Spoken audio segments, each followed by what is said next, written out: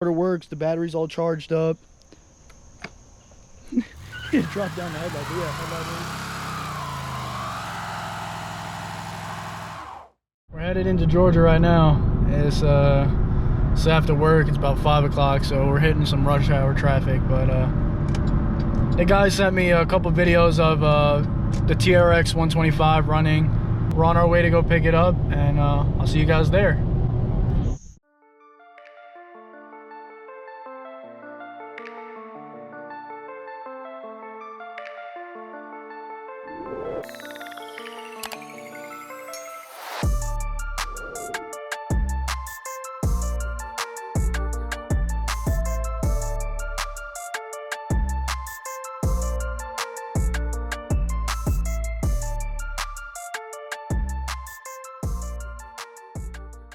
We finally got her. We picked her up. First things first, I gotta make this quick. It has been raining non-stop the past couple of days. I'm gonna try to be quick with this. I haven't been able to do any work on it or really you know, get down on it, but this is a couple of days after I picked it up. It's been sitting in here with these guys. It was on Facebook, and I went to go take a look at it after work. He was telling me he had a lot of people hitting him up for it. He said over 100 messages. He didn't show me, but he said over 100 messages, and I texted him the morning after he posted it, and I said I'd come get it without any question because he told me it ran. Oh, it's already starting to rain. He told me that it ran, the light worked, you know, starter works, the battery's all charged up. It dropped down the headlight, but yeah, headlight works. Just got to be all tightened up. But yeah, everything works. It does start right up. The gas tank, he's got this little dinky, I want to say this came off of a generator or something, but he said the guy that he got it from, the gas tank had a hole in it, had to be welded, and it was sitting in a storage unit somewhere. The plastics ain't too bad. It's got the whole toolbox, the latch, everything looks pretty clean back here. Not inside, but back here it looks pretty clean. It looks weird because it doesn't have the lever for the seat to lock in, so, and I'm not sure how it's supposed to be connected here with the gas tank. I don't know if I'm gonna get a gas tank for it. I don't know, but the reason why I say all that is because this engine has been worked on. It is there's gasket maker all over the place, even on the handle here. And is the original one? Yeah, it looks like the original core, but not the original handle. Everything seems to work there. I think there was a brake light. Yeah, there's a brake light mount system there. Oh damn, this battery could fall out. I didn't even know that. I rode it around a little bit. Everything seems to be pretty decent. It's got reverse, which I haven't tested yet. It has super low, and then it's got gears 1 to 4. So it is pretty cool. It looks like it can pull a little bit. It's a 1987.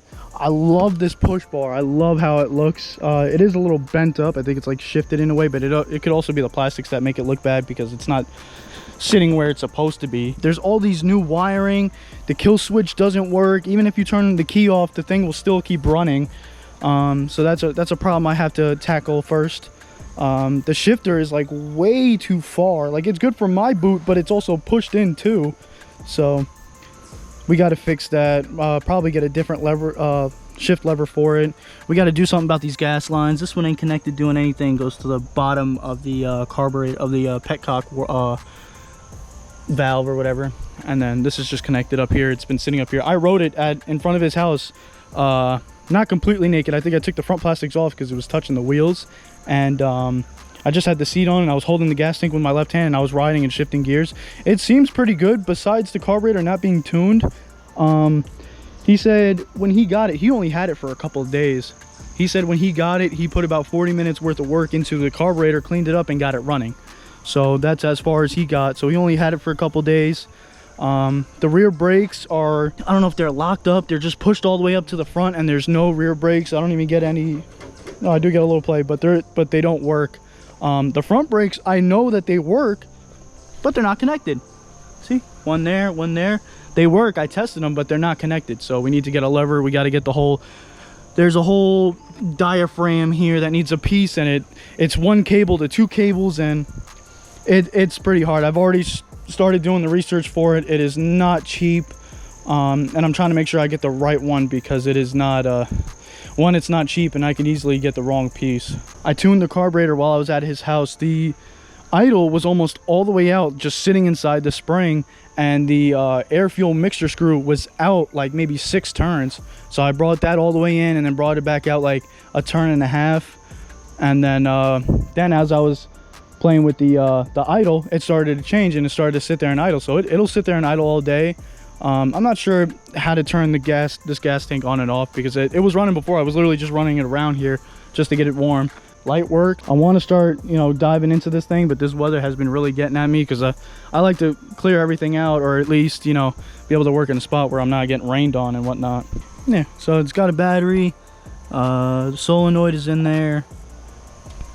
There's no air box, so he told me that this pushes out air, and obviously this is all wide open, so there's dirt and stuff getting in there, so that's never good. So we might end up having to take the carburetor off and give that a good clean before we start running it. But that was one thing I noticed. He was telling me it wasn't running right, it was backfiring. He sent me a video of it backfiring, but it wasn't backfiring when I went to go see it. But like I said, he didn't even see, because it's right there. I don't know if I can get my finger in there. It's right there, the air fuel mixture screw, and he said he didn't even see it. And I started screwing that all the way in. It was like 6 or 7 turns out, so that was no good. But I really think this thing needs an air box, especially an air filter, without a doubt. But I really think it needs the air box to run you know, the right way, correctly. Other than that, everything is kind of there. The oil, he didn't even change it, but the oil seems to be fine. But I will get down to that. Still need to do oil changes on the 200M and the 110. But they've been running strong. They've been doing their job. It is old. It's an 87. Needs some love. Needs some real work done to it. You know, you would say on one of these rainy days, you would get down and dirty and, you know, do this type of stuff. But I ain't got no space in there. And it's been pouring. Like, when I say pouring, like, there's rivers going through here because I don't have a floor or whatnot. 1987 Honda TRX 125. Everything is basically here besides the airbox, the front brake system. Oh, and one thing I really didn't like is he didn't do this, but there is gasket maker or whatever between the intake boot and the top end. So I don't know why that was done, whether it was the wrong boot or something was happening there. But he said the carburetor, and this is exactly what he told me. He said the carburetor hole is about that big, and the hole to the intake boot is about that big. So he said he put it on there, and he put gasket maker in there. So I don't know how well that is. I don't have any experience using gasket maker like that, besides doing the top end kit on the TRX 90 I did.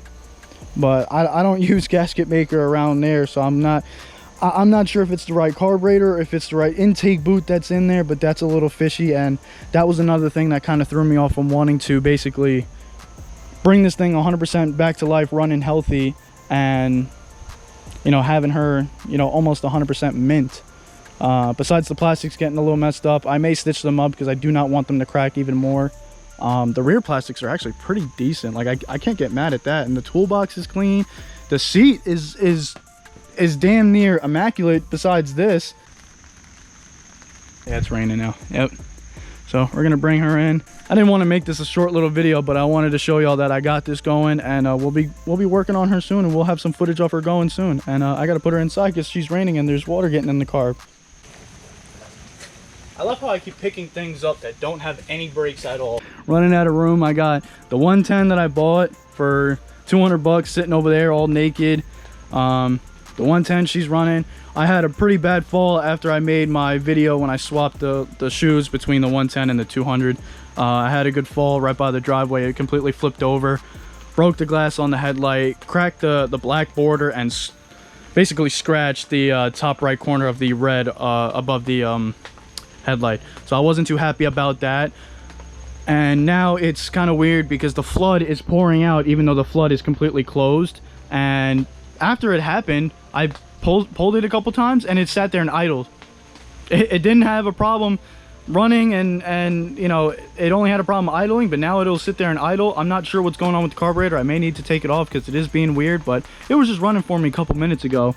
200M needs another pull cord, and Oh, there really ain't nothing wrong with that. And I've been loving the 200 ever since I put the smaller tires on it. It's so much more fun to ride, so much easier to wheelie. And I'm gonna end up putting those the 2 tires over there in the corner on the 110, and I'll just leave the big tires off. And I don't know, maybe I might mess around and put the big tires on the 125 if I ever feel bored. I'm really excited that my video hit 14,000 views, the moto wins and fails.